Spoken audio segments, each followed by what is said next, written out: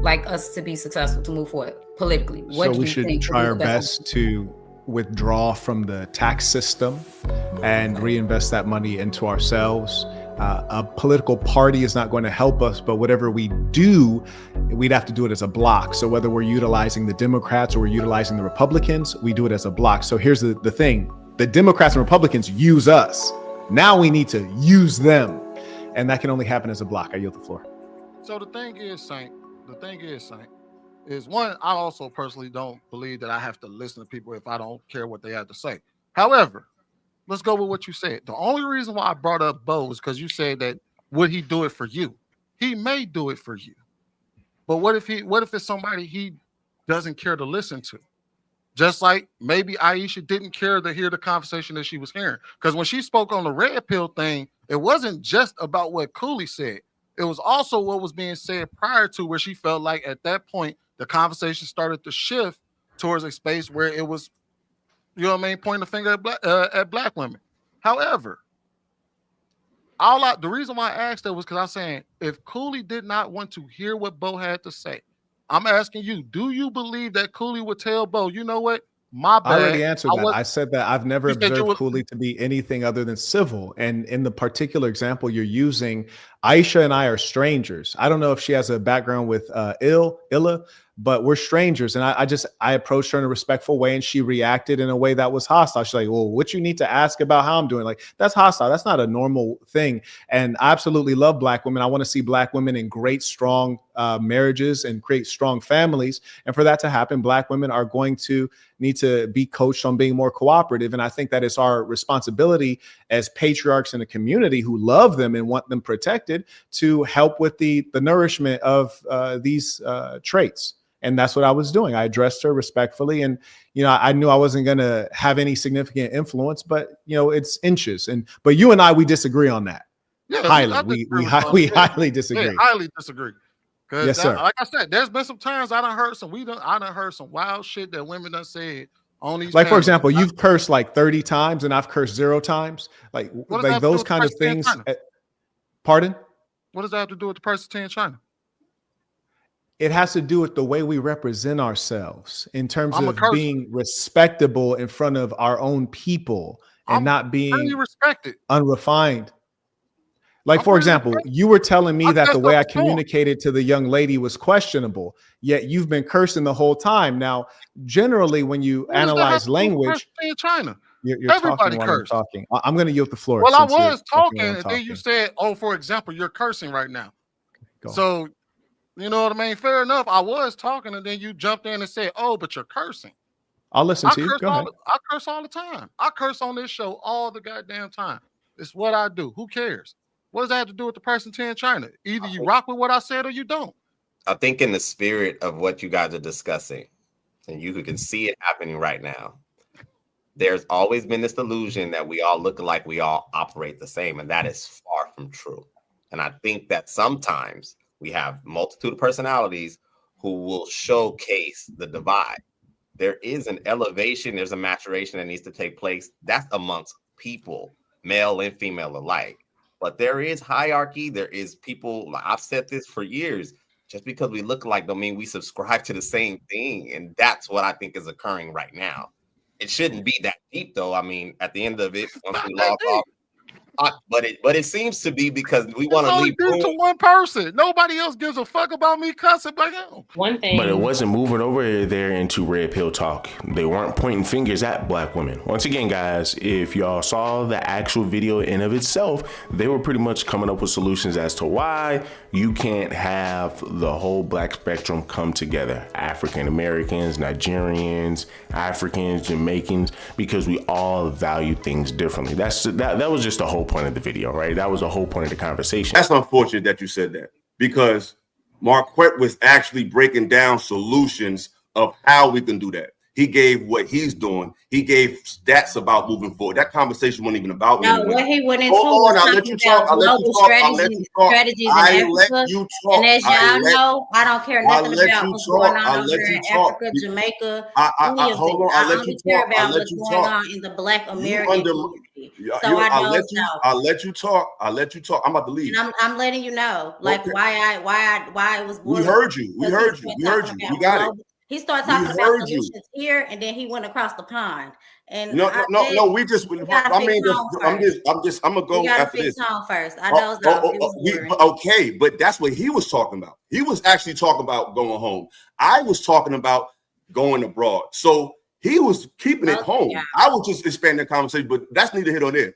But the fact that you said, hold on, the fact that you said what you said after all of that proves that we have a long way to go, because you just did, and I noticed you did this on the last panel, because we was on the panel last time with Pretty Intellectual.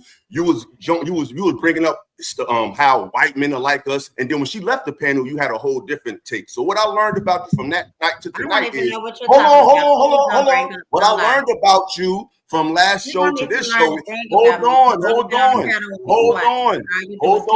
What I learned about you, what I learned about you from last show to this show is you're a follower. You don't have a mind of your own, and whatever's the flow. Hold on. Whatever's the flow. He don't know me. I'm good on that. But what I'm saying is, you either go with the flow or you're just a contrarian, because that whole conversation, But of course, when you then try to pretty much have this conversation with certain people, right? I mean, somehow, some way, they turned this bad boy into pretty much a man downing black women, when that's not even the case. I don't know how we got into that, but this is what happens when you just allow women to just talk. Because once again, they will sit here and muddy the waters for you. And see, here's the thing, right? What happens, right? Even if he was talking about black women or pointing fingers at black women, or if it was going down red pill route and it had something to do with the conversation at hand, with the point at hand, why does that matter? Why does that matter? Now, once again, they weren't going down that route. Marquette was just pretty much telling us, hey, that Africans value things differently than African Americans. This is why you hear the idea that a lot of your Africans come down here and they dislike African American men and women, right? And once again, it's just because it's culture differences, right? That's a fact. There's cultural differences. And it's also okay for her to simply say, okay, well, I see where we're, hey, let me engage in a conversation right now. But also, hey, Marquette, I did have, just kind of going back to what the original topic was. Hey, here are a few questions that I have to ask. And I'm pretty sure 9 times out of 10, they will say, okay, well, let me answer that, right? Because we did kind of stray off the path. But once again, because you wanted to go ahead and prove a stereotype to be true, right? Because a lot of sisters don't like stereotypes, but yet they perpetuate the stereotypes every single day. You decide to go ahead and perpetuate the stereotype. You decide to go ahead and be, I ain't gonna say disrespectful, but kind of sort of rude, because come to find out, she did have an issue towards the end, right? She ended up having an issue to the point where she's going back and forth with ill. But you'd rather go down that route instead of just simply saying that, hey, well, you know what, hey, let me answer this question, but I'm gonna also go ahead and go back to the point that we made before. You're just being hypocritical. And then you got this brother right here being an imp, right? I mean, once again, just hold the woman accountable. She's in the wrong. And the crazy thing is, Saint the Sinner didn't even argue with her after she said what she said, right? And like I said, it kind of leaned over into Cooley and Ill, because he's just like, Cooley biggest thing was, see, one of the things, right, this is another solution. One of the issues that we have is our black women not wanting to listen to us, right? And they're supposed to be listeners, but when you look at Aisha or whatnot, she zoned out. She didn't even want to listen. She didn't want to listen to solutions. She didn't want to listen to values, right? And once again, some people may say, well, what are the solutions, to be able to integrate the whole black spectrum? And he's trying to tell you that there really isn't a solution unless if we can all value the same thing. But that's going to take decades, man, centuries before you can even get to that point. All Saint is saying is that we just have to represent ourselves in the right manner, especially being that we're black, right? So we represent the black community. So of course you can't sit here and you talk about you know, whatever you're talking about when it comes down to Aisha, but then all you're doing is just sitting here cussing. That's all you do is just cussing up a storm, right? So he's just saying it's just representation. That we need to realize. I know we love getting on the internet and making money from, you know, making Black women terrible people, or women in general just terrible people, right? And I know that works for some people, and I'm cool with that. If it gets you money, great, wonderful. But I think that you all miss the experience. You miss learning how Black women experience the world and how we feel. And so when you ask a Black woman a question, especially if maybe she is irritated, maybe she's tired, maybe she's whatever she is, right? And if you ask a question and she doesn't perk up for you, or whatever, you know, that's just my assumption. But whatever you would like her to do, if she does not react the way you want her to react, somehow it's a cooperation issue. Sometimes you can ask that Black woman a question and she perceives it another way. Why? Because the Black woman has a very different experience that people gloss over. Y'all don't pay it any attention. You call us victims and all of that. It is really just an experience that we have in the world. It is always being called aggressive. It is always being called problematic. It is always being called something. You got an attitude. You mad. You all of this. And so when you hear a simple question, sometimes it's very innocent. And I get that. But sometimes people are being a smart ass and you don't know which way to come from. And I got tired of hearing this conversation about this solution in the Black community that didn't really even solve anything. So I checked out like that because I wasn't even allowed to be a part of it, mostly just because it's just a panel of people with big voices. And I'm not the type of person to just come in and be like, hey, I need to be heard. I'm going to raise my hand. And if I am not acknowledged, I don't say anything. So I'm going to check out. Now, if that had been me sitting there, checked out, and I was asked that question, I'm good. Because at that point, I'm just rested. Like, I'm good. All right? Mm-hmm. And maybe you might read that as something. So I think that there's something happening on both sides because one, if we have checked out, it is for a reason. Why don't you ask the reason? Because some kind of way now we're uncivilized. And I don't know that that's the claim that you were making, but that's just what I got from it. And if I'm wrong, I'm cool with being wrong. I'll admit that I'm wrong and I will apologize. I don't have any problem with that. But that's just what I got. And so we come in these spaces, we as in men, come in these spaces and we like to prescribe these things to women without even asking what their experience is. We are dismissed over and over and over again like we're playing the victim. And all we want to do is be heard, because I can guarantee you there is not a man in the world who is ever going to lead me anywhere. You couldn't lead me to the bathroom if you don't listen to me, if you don't care about my experience, if you are not willing to have a conversation with me about who I am and why I feel the way I feel. If you don't care about that, you couldn't even lead me to the bathroom. I piss on myself. Don't worry about it. So I'm just saying, point is, I want us to have conversations where we are listening to each other. And sometimes admitting that sometimes we may pass each other on both sides. Not just Aisha, but the men too. So I'm not going to be made to feel bad that I wasn't listening. I heard something about Black people need to something, and I just was like, all right, I'm not listening to this because this is not a real solution. So that's why I checked out, and I couldn't add nothing to it. But So let me ask you a question. so- You don't think that Cooley, you got energy, boy. You got energy. I'm sorry, Cooley Cooley. got Please energy. get in. My bad, After that, I was like, Marquette, just shut up, boy. Just shut up, boy. Boy, just shut up. That's what I was thinking. I was telling myself, nigga, shut up, nigga. Ain't nothing you can say, nigga. This nigga Cooley got energy.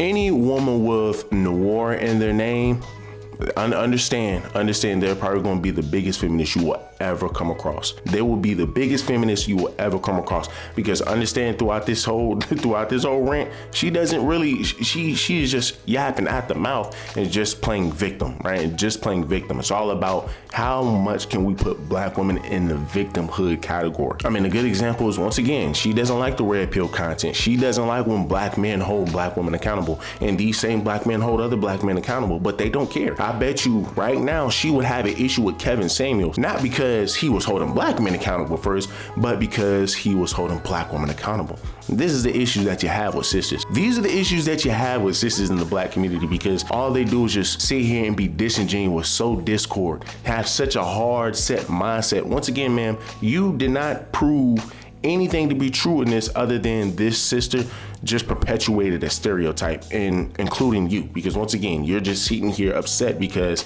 this guy triggered a woman because he just wants to know, why aren't you engaged? So once again, holding women accountable is now putting women down, but this is the rhetoric that you hear from a lot of women. Oh, y'all jump on red pills so y'all can tear down women so y'all can make money. No, no, if that was the case, then why aren't y'all saying that about Oprah Winfrey? Why aren't y'all saying about Wendy Williams? All of these freaking people who gave other women a platform to tell their side of the story, but never tell a man's side of the story, who gave women platforms to just talk trash about men. Steve Harvey, same thing.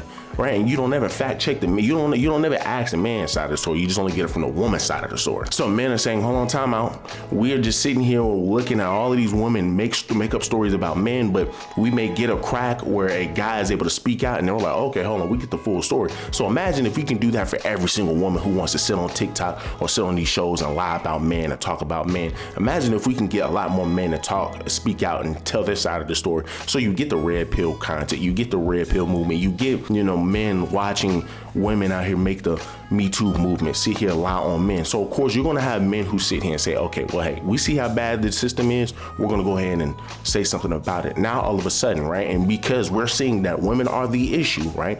Look at divorce rates, look at the marriage rates. All of this is backed by women. All of this is because of women, right? So when you look at stuff like that, when you sit here and you actually analyze that stuff, you can see that, hey, men are just trying to have a conversation, because men don't want to keep going through this stuff. But somehow, some way, that's tearing down women, and we just want to make money.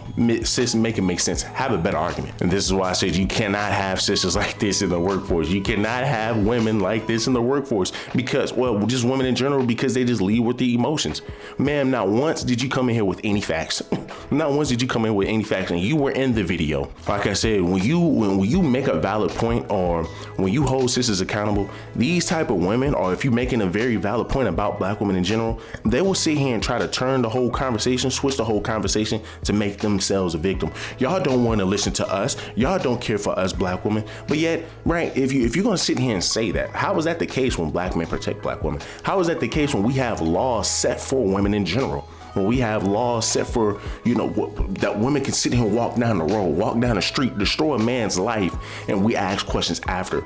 Oh, so you said that he raped you. Yes. I mean, now he already lost his job and everything. So you say he raped you. Yes. Where's the proof? Don't have any proof. Okay, well, you know what? Let him free. His life is destroyed, but we're going to allow you to continue to walk, ma'am. There ain't no issues. Women taking men to the cleaners when it comes out to divorce, when it comes out to alimony, when it comes out to child support. Cut it out. We listen to men. We listen to women every single day. We listen to women every single day. So much so that we can sit here and allow women to destroy a man's life and ask questions after the fact. A good example is DeAndre Francois, who is a quarterback for Florida State, or was a former quarterback for Florida State. His girlfriend said that he put hands on her.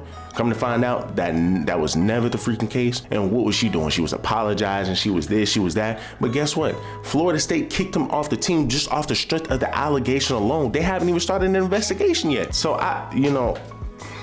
this is wicked. But once again, that just still proves that this woman does not know what she's talking about, and she's just an entitled, delusional sister. Once again, man, just hold the sister accountable. Hold Aisha accountable. She's wrong. She was clearly in the wrong. She was clearly in the wrong. You just need to hold her accountable. I mean, and she pretty much just perpetuated every single stereotype that you brought up, that you said, oh, well, y'all red pill men say this is what black women are and this is what black women are, just to then turn around and prove that exact point. You and Aisha? Come on, man. I mean, you saying, I mean, once again, like, just look at the wording of these women. Because she didn't perk up when you asked her, ma'am, now you're trying to attribute it to something where a man is trying to control the situation. The man is simply, he's having a conversation, they're engaging, he sees that she's not engaged, and he's like, bro, okay, well, how is it everybody else engaged, but she's not? And I can see, hey, ma'am, I don't know about you or anything, I just kind of want to know if you're okay. Yeah, I'm okay.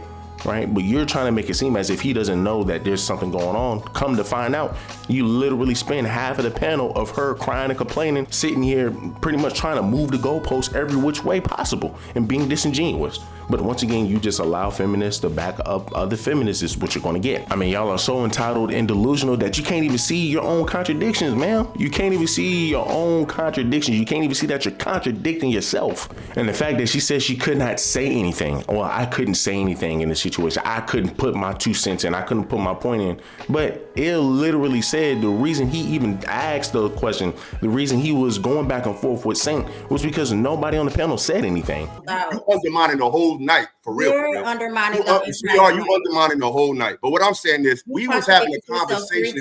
We were having a conversation.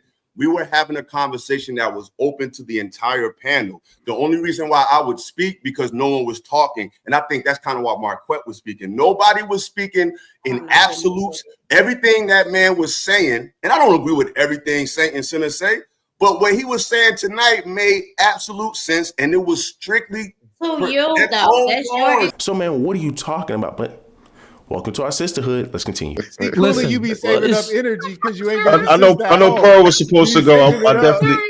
No, I'm about to go. We don't have to take over. Can I ask? Excuse me. Can I ask my question? But it is Miss Pearl's turn. Go ahead, Miss Pearl. Excuse me. Excuse me. I definitely want to interject after Pearl. Excuse me. Oh, okay. We good? Thank you. All right. I want to ask. You talk too much. You talk too I much. haven't spoken enough. Don't play with me. Don't play with me. You don't play with me, I'll stay with me. All right. I want to know what three. This is some quick. What are? I ain't talking no more. Bo said she didn't heard enough. No, was like some extra. I'm about to put her to sleep out here. What are 3 universal ideologies that you think we need to move forward with? Because I know we spoke about ideologies. If maybe not 3, can you just give me I want to keep it short because I'm going to drop down. So can you just give me 1 for right now? I would love to have more discussions about it, but if you can just give me 1 universal ideology, because I got 2 other questions for you. So we just start the first. Can you give me a universal ideology that we can move forward with? It's not universal, number 1. Because that would apply to all people and all things. So no, I mean it would have to be us, Marquette, us as Black people. I mean us, what we. Oh, you're saying it should be universal to Black people? Okay, I say 2 simple things. So 1, patriarchy, male leadership. The woman needs to be obedient. I think that would solve a lot of problems. And then number 2, I got a 3-sentence Bible for you. Be yourself. Be good to yourself. Be good to good people. When you say be yourself, know what you really are as a Black human or as a woman. Be good to yourself, good health, take care of yourself, and be good to good people. Don't deal with people you consider who are not good people. Only deal with those that are vetted and verified. So that those little tastes. Okay, what else you got for me? What are 2 forms of group economics that you think we need to establish? I actually don't promote group economics. So what we do need to do is use family business. And that's why I talk so much about family, because that's the first economic firm. So we need family business, number 1. And then number 2, we deal with one another in commerce. So I wouldn't call that group economics because it's kind of something else. Like, for example, just quick example, one of the saints, he lives 4 hours away. He's an electrician. I paid that boy extra money to drive down here and drive back up and paid him whatever he asked because I'd rather deal with him than deal with one of the hillbillies near my plantation. Okay, that kind of took what you would want it to look like economically? What do you think we need to do to move forward what do you think it will look like politically? Like us to be successful, to move forward politically. What do we you should think try our best to withdraw from the tax system and reinvest that money into ourselves. A political party is not going to help us, but whatever we do, we'd have to do it as a block. So whether we're utilizing the Democrats or we're utilizing the Republicans, we do it as a block. So here's the thing. The Democrats and Republicans use us. Now we need to use them. And that can only happen as a block. I yield the floor. Wait. So what do you think it will look like judicially then? Because that kind of extends over. Oh, that's very important. Categories, but Sure. We also should try to co-locate, as I mentioned earlier, and that allows us to get into positions of power, whether it's elected or appointed. And in addition to that, we should be lobbying and utilizing the wealth we amass to exercise influence, because legal justice, none of it's fair. It's all about lobbying and influence. And that's why we have to be together. What do you think it would look like in terms of media and digital literacy? That's really important. So the tech education, mathematics education, and language is the most important. It should start very early. It should be hyper-focused on gainful employment.